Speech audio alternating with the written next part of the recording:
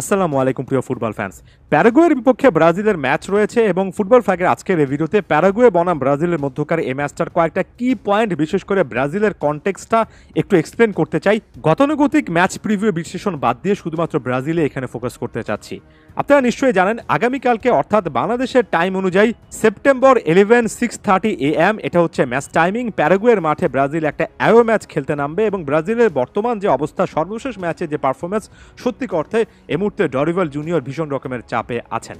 এই মুহূর্তে ব্রাজিলের বর্তমান কোচ ডরিভালের সর্বশেষ প্রেস কনফারেন্সের একটা উক্তি এখানে ফোকাস করতে চাই।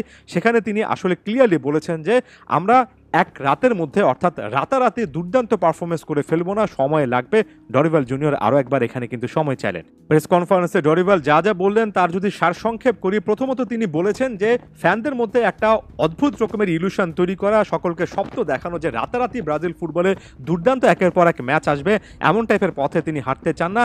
অর্থাৎ ফ্যানদের প্রতি ফেক কোনো প্রমিস তিনি করছেন না, বাস্তবতা মেনে নিচ্ছেন। একই সঙ্গে এই জিনিসটা মনে করিয়ে দিলেন যে ইকুয়েডরের বিপক্ষে খুব একটা বেশি প্রস্তুতির সময় পাননি। ব্রাজিলের এই প্লেয়াররা নানা দেশের ক্লাব থেকে আসেন, খুব একটা বেশি তাদেরকে নিয়ে একই সাথে কাজ করা লম্বা সময় ব্রাজিল আসলে পারছে না এবং এটা একটা স্লো প্রসেসই হতে যাচ্ছে।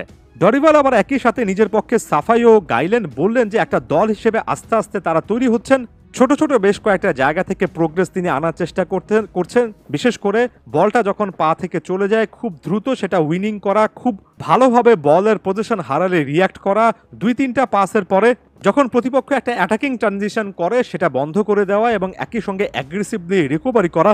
পাশাপাশি এই জিনিসটাও বললেন যে এমন টাইপের ডিফেন্সিভ ওয়ার্ক রেটে ব্রাজিল যখন ভালো করছে তখন প্রতিপক্ষ ডিবক্সের আগে ব্রাজিলের প্লেয়াররা খুব একটা বেশি সেখানে ক্লু খুঁজে পাচ্ছেন না। অর্থাৎ এখন পর্যন্ত ডরিভালের ইন্টারভিউতে বা প্রেস কনফারেন্সের সবচেয়ে ক্লিয়ার কাট ব্যাপার সেটা হচ্ছে বল পায়ে না থাকলে কিংবা ওভারঅল ডিফেন্সিভ ফুটবলে ব্রাজিল ভালো করছে, তবে ফাইনাল থার্ডে অফেন্সিভ ফুটবলে ব্রাজিল এখন পর্যন্ত ভালো করতে পারছে না এবং খুব অল্প কথায় সেটা ব্যাখ্যা করেছিল বটে। একটা দিক থেকে ব্যাপারটা কিন্তু আসলে সত্য। আপনি বিশ্বকাপের পর থেকে এখন পর্যন্ত দেখুন ব্রাজিল ডিফেন্সিভলি অনেক বড় ভুল করেছে, সেই জিনিসটা কিন্তু আপাত দৃষ্টিতে মনে হচ্ছে না। ফাইনাল থার্ডে কেন ব্রাজিল একের পর এক আক্রমণ করতে পারছে না সেটাই মূলত আলোচনার বিষয় সাম্প্রতিক সময় একটু বেশি আকারেই হয়েছে।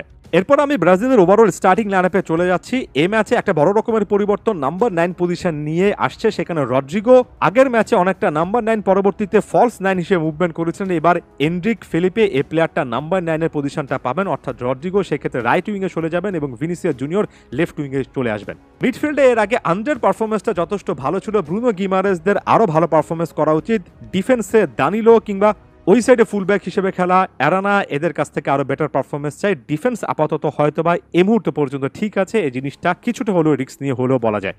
এখন ডরিভালের অনেক কিছু কিন্তু বুঝলাম, অনেক জায়গা থেকে তার যে সময় দরকার সেটা নিয়ে তো আমি অনেক কথাবার্তা বলেছি, তবে একটা জায়গা থেকে ডরিভাল জুনিয়রকে আসলে ভিন্ন ধারায় চিন্তা ভাবনা করতে হবে, সেটা হচ্ছে বেঞ্চ নিয়ে চিন্তা করা, সাবস্টিটিউট অপশানে খুব দ্রুত চলে যাওয়া। আমার কাছে মনে হয় বড় বড় প্লেয়ারদেরকে সাব করতে, যেমন গত ম্যাচেও ভিনিসিয়াস জুনিয়রের ক্ষেত্রে দেখলাম, এর আগের ম্যাচে একাধিক প্লেয়ারের ক্ষেত্রে দেখলাম, যখন আসলে তার একটা কম্বিনেশন কাজ করছে না তখন তিনি কিন্তু স্টার প্লেয়ারদেরকে সাবস্টিটিউট করতে কিছুটা হলেও সংকোচ বোধ করছেন এবং প্ল্যান বি বা প্ল্যান সি যে রেডি নয় সেটা ক্লিয়ারলি বোঝা যাচ্ছে। অবশ্যই প্ল্যান বি বা প্ল্যান সি এই মুহূর্তে তৈরি করাটা খুব একটা বেশি সহজ কোনো ব্যাপার নয়, তবে আসলেই যেতে হবে। এস্তেবা উইলিয়ান এই প্লেয়ারটাকে কেন্দ্র করে যথেষ্ট আলোচনা শুনেছি। এই ইন্টারন্যাশনাল ব্রেকটাতে হয়তোবা খুব একটা বেশি সুযোগ পাচ্ছেন না, তবে তাদেরকে কেন্দ্র করে হলেও প্ল্যান বি অন্তত রেডি রাখতে হবে। ডরিভালের এই জিনিসগুলো নিয়ে কাজ করা উচিত। যাওয়ার আগে একটা পজিটিভ আপডেট বা পজিটিভ নোট আসলে ব্রাজিল ফ্যানদের সাথে শেয়ার করে যেতে চাই। ইকুয়েডর যে ম্যাচটা সর্বশেষ আর্জেন্টিনার বিপক্ষে খেলেছিল কোপা আমেরিকার কোয়ার্টার ফাইনাল সম্ভবত, সেখানেও কিন্তু আর্জেন্টিনাকে টাই ব্রেকারে জিততে হয়েছিল। তাই এই রেজাল্টগুলো হয়তোবা প্লেইং স্টাইলের জায়গা থেকে আপনাদের কাছে দেখতে অনেক খারাপ লাগছে, তবে ওই যে ম্যাচের পরে একাধিক ভিডিওতে আমি বলেছি, আজকেও বলেছি, 1-0 গোলের এই রেজাল্টগুলোকে একটা ভিত্তি হিসেবে ধরে নিয়ে তারপর আসলে পুশ করতে হবে কোন জায়গাগুলো থেকে আসলে বেটার ফুটবল খেলা যায়।